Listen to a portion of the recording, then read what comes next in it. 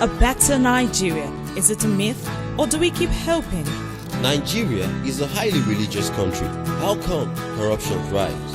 Why is adoption not encouraged in Nigeria? Is there a future for the Nigerian youth? Being rich and famous, is that the only reason for being an artist? What makes a great nation? Is it the leaders? What about the people? This is Answers with Dr. Red.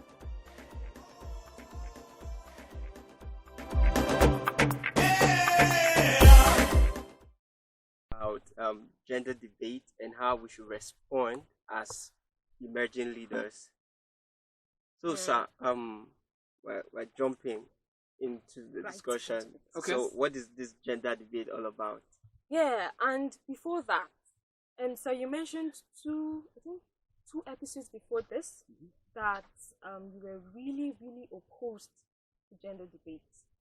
Yeah, because it's just, they taught me, I don't know whether it's part of figure of speech or the way we express things, that, this whole debate is making a mountain out of a molehill. Because number one, I've tried to read it up and see how we got into this whole gender debate. And my concern is that the way Africans just tag along whatsoever, is happening on the global space. I'm not saying we should abstain from discussions happening on the global space, but when we want to get involved, we must always look at it through the prism of our culture, because the whole gender debate is coming from a cultural kind of orientation, and we can't just copy and paste.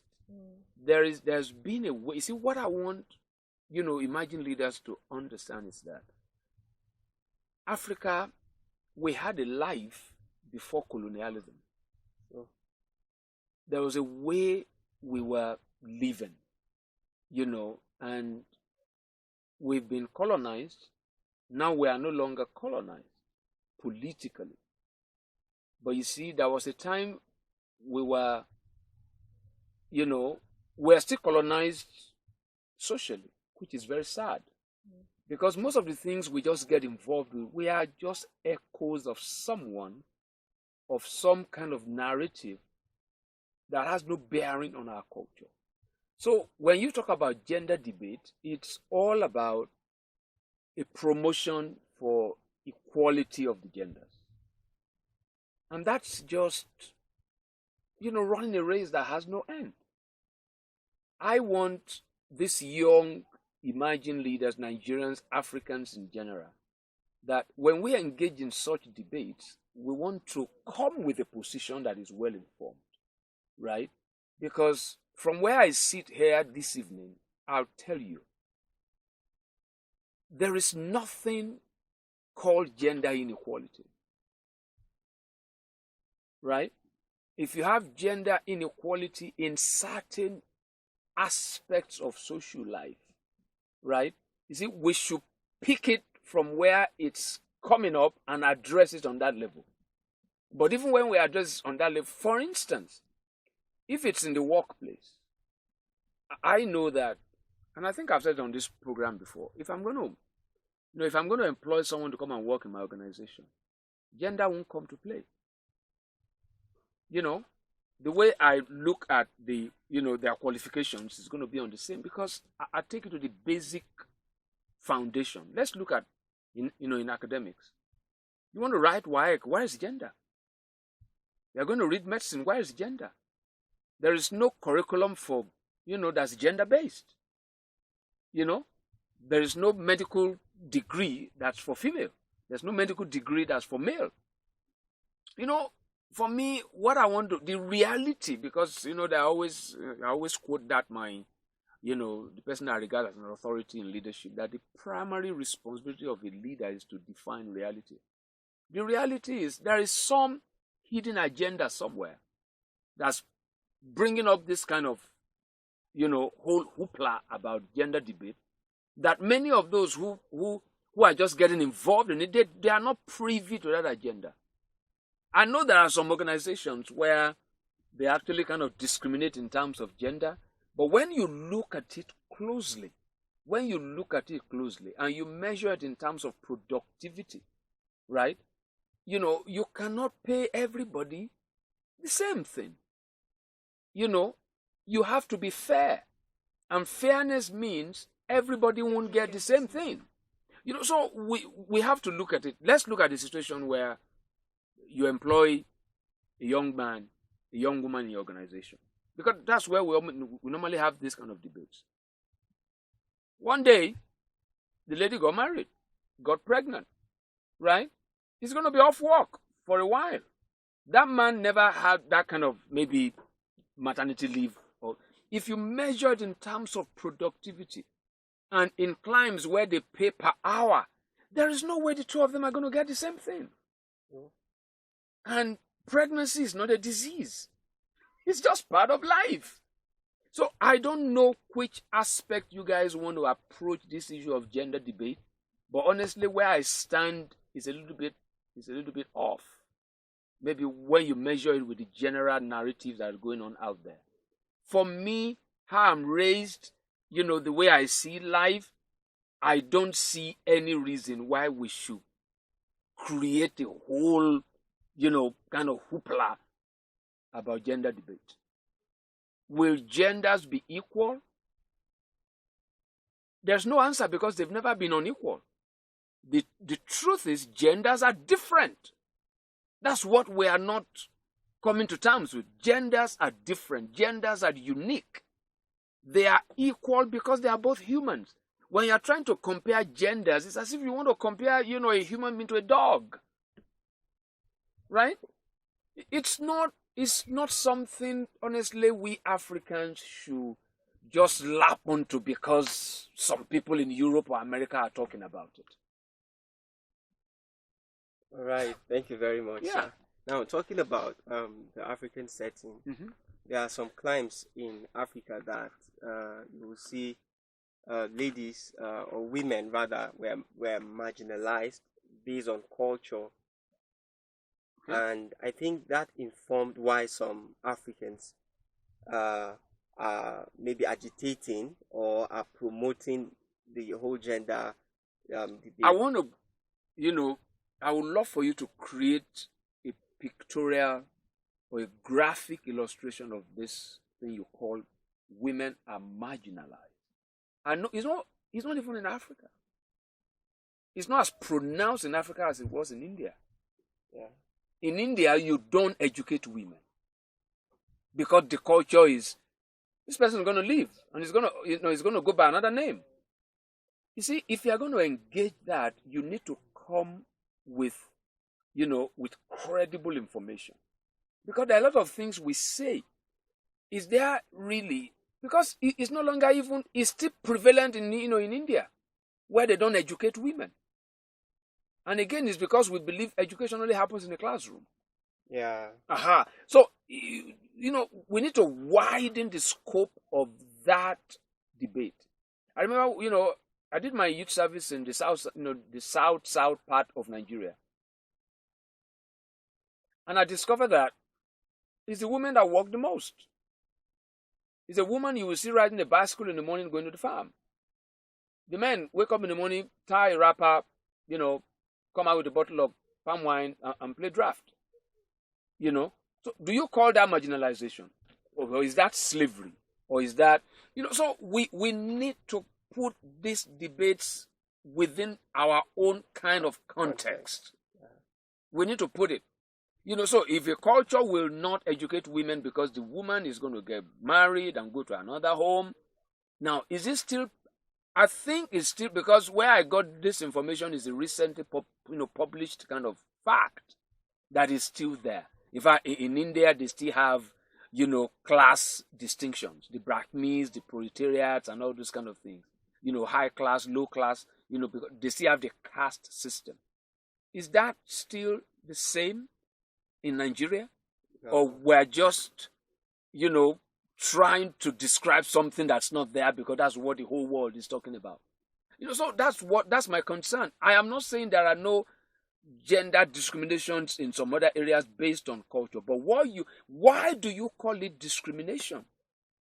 I think maybe I'll give an example on this program at a time where I was with a family in Zambia, and this family invited me to dinner, and when dinner was ready, this woman came, knelt before the husband to invite all of us to the table to come and eat. And I said, if a Westerner sees this, he will call it slavery. Yeah. But that woman kneeling before the husband, I believe in that culture, that is how that woman sees herself as somebody. Maybe that is how she gets dignified. Yeah. So we cannot just let some Western thought, right, now come and erode our own kind of culture. Now, will I want my wife to kneel down before me, inviting me to come and eat? Before she kneels down, I will have dished the food myself. Right? Yeah. Because I wasn't brought up that way. Right? True. Even if it's in the culture where I am, I didn't see my mother knelt for my dad. That doesn't make it wrong. Yeah.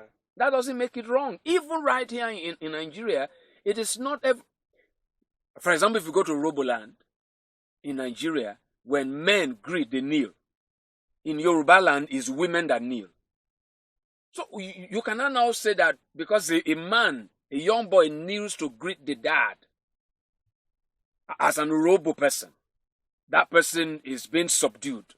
It's culture. You see, I am 21st century, 2019, I really want the African culture. I want everyone that will relate with African to respect our way of life. Yeah. They shouldn't impose their own. We culture can't go back to social, cultural colonization. Yeah. If any right-thinking African right now should be actively, personally, in your own little kind of sphere of influence, we should be actively involved in decolonization. So gender debate, I'm out. Okay. Honestly. Wow. So, I'm out. Okay, but we can educate on how to engage it. Yeah. Yeah. Okay. All right, I think we should take a short. You want to take a breather, right? As if I'm getting a bit. Yeah. All right. I think, guys, let's take this short musical break. We'll be right back. So thank you very much. Yeah. Actually, I was raised by a woman, Okay. so I have a bias for them too, as regards that. But one thing I have observed is that they take it to the extreme, like you said earlier. They attach a sense of entitlement. Yeah. And they want to make it look like someone took something from them. Yeah. Now, talking about roles and responsibilities in the society, in the house setting, Ngozi Adichie wrote a beautiful article. I think it's now in a book form. She titled it "We All Should Be Feminists," and she's intelligent. So the way she paints that, everybody, in fact, we had discussions in different platforms as regarding that. Yeah. And she seems right. But what I'm hearing now is there should be a balance. There should be a balance. We shouldn't, because we want to promote the female gender, we now degrade the other gender. Absolutely. That's the problem of the ism. So that ism, scrambled the whole thing. Right? Yes, sir. We all should be feminists in the same way that we all should be masculinists. Yeah. Right? Yeah. Because we can't. You see, the problem, maybe I should put it in Nigeria. My favorite statement about Nigeria, the problem with Nigeria is that there are no Nigerians in Nigeria. The problem here is that there are no humans in the world. We have females and males. That's the problem. That's the problem. We all can be feminists, right? We all should be humanists. Because, you see, the truth is the female is different from the male. They are uniquely different. What a man can do, a woman cannot do. A man can't get pregnant. True. Right? A woman can impregnate another person. That's the truth. Right? Yes. So it's a lie that what a man can do, a woman can do. It's not true. Because that statement maybe it's in a work setting, right? Is it right to take a pregnant woman to war? Right? Because what a man can do, a woman can do. Right? Will it be right to take a pregnant woman to war? Is it wrong for a woman to be pregnant? No. You see, we need to just come out of this illusion, right? And come to, to reality. It's not, we are different. That's what we are not trying to, to accept. We are different. We are different. So if we are different, right, that doesn't mean we are not equal. That doesn't mean we are not equal. That we are different doesn't mean one is superior and one is inferior. If the way, for instance, Christianity defines marriage that two will become one. Now I'm one, right? Yeah. Is my arm superior to my leg? No. No. They only have different parts. That my feet is the one touching the ground. It doesn't mean it's inferior to my hair, that's topmost. They all function together because my hair won't be here if my feet didn't bring it. Yeah. You see, that's what we need to talk about. We all should be feminists. I beg to disagree. We all should be humanists. Okay, but can we be feminists if can we be feminists if we don't let it degrade the male gender? It's impossible. Okay, it's not possible. It's not possible. Because the moment you are feminist, you are comparing yourself. And there's no way you compare yourself that you're going to be objective. You're going to talk with a bias. Every time you talk about feminism, is what is the way females are perceived, treated in comparison. That's what will lead to that kind of song if I was a boy. Yeah. Yeah. It's always the way. Why don't you look at feminism in comparison to a dog? Right? Or to wind. Because that's the same way we are taking this thing to an extreme about the environment. Right? Yeah. About the environment. You see, humans determine the environment, not vice versa. Sure. Yeah. Not vice versa. And we have a symbiotic kind of relationship. The ocean needs us. We need the ocean. Right? Yeah. But we can create an ocean. I mean, I've been to places in Africa here where they've created artificial lakes. Right? Yeah. So there's a place of the human. And all these kind of things, they further confuse us when we want to promote one gender over the other. Okay, so there are different narratives, and one of them is that the world is patriarchal in nature, and the world is what? Patriarchal. Okay. Yeah, in nature, and it favors the male gender more in almost everything. So, what are your comments as regards that? Again, if the world is patriarchal, it's a culture, an experience, a reality that's evolving. I don't think it's no longer like that. The reason they say the world is patriarchal, you can pick it from many angles. Because as a male, you are the one who initiates, right? Mm-hmm. I don't know whether it's becoming a common practice now. It's the male that approaches a woman for marriage. Although the woman is more critical in that kind of relationship because she's the one that says yes. Yes or no. Okay, or no. Okay, now, the male, let's look at it biologically, right? The male carries the seed, right?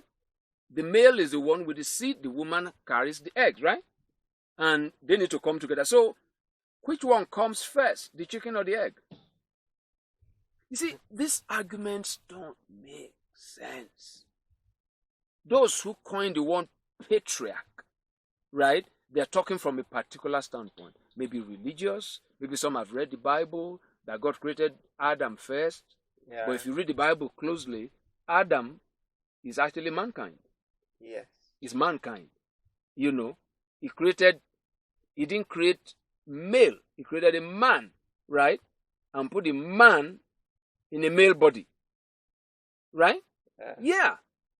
What God created was both female and male, as little as I know about the Bible. Right? As male and female. The male didn't come, he didn't create twice. He created once. And it was male and female. He only formed twice. Oh. Yeah. That's not little knowledge, He formed twice. He created once. Who did he create? He created human. Yeah. The word man there is human. Right? Yeah, humus. Humus. Now, he formed twice. He created once. So one wasn't after the other. Okay, sir, we have a question. Okay. Someone sent in a question. He said, in the face of gender questions, how do we relate with the fact that women are given preferences and privileges in various settings? If women clamor for equal rights, it is far from reality to withdraw such privileges and provide a level playing ground for everyone.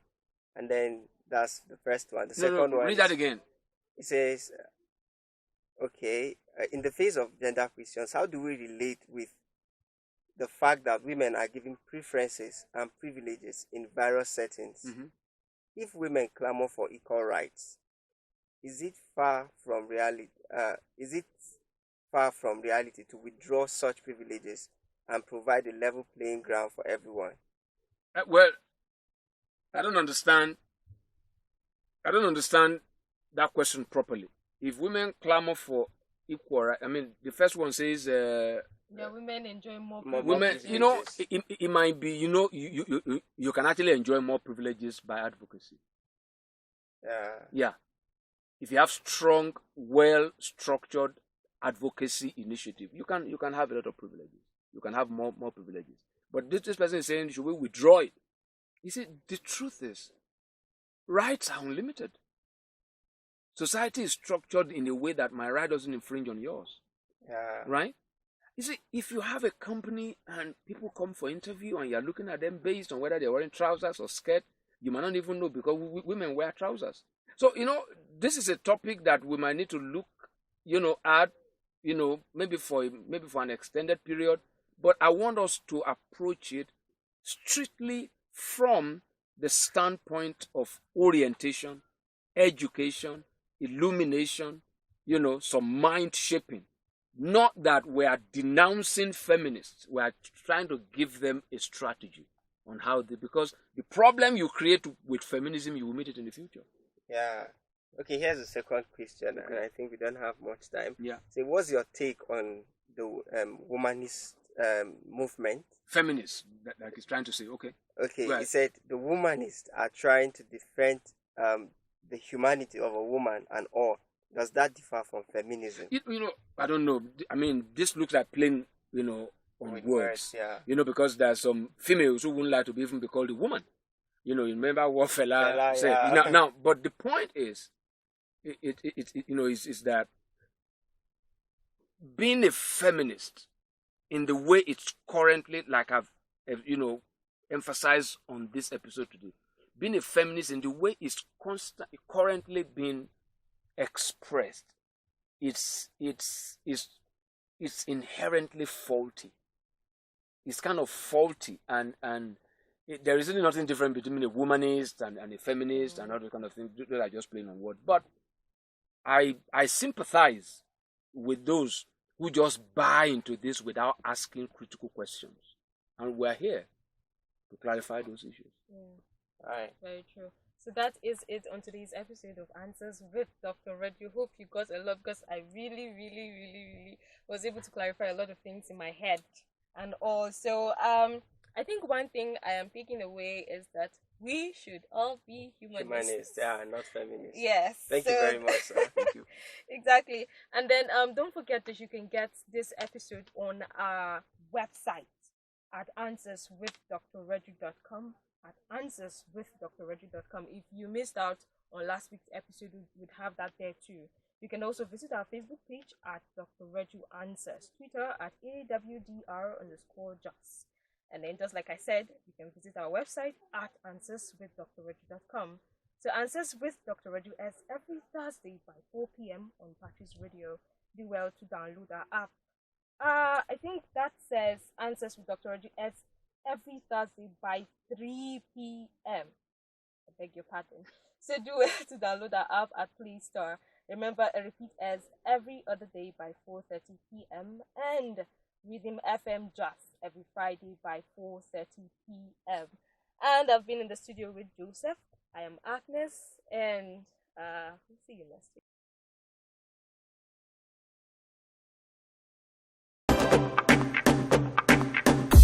This is Patches Radio. Give us a call or chat us on WhatsApp on +234 8144 56 9000. Check out our website and interact with us on www.answerswithdrreju.com. Like our Facebook page, Answers with Dr. Reju, or send us an email at answerswithdrreju@gmail.com. On Twitter, we are @Dr. Reju Answers. You can also subscribe to our YouTube channel, Answers with Dr. Reju, where you can get all our episodes. Join us again on Answers with Dr. Reju, where critical life issues are clarified.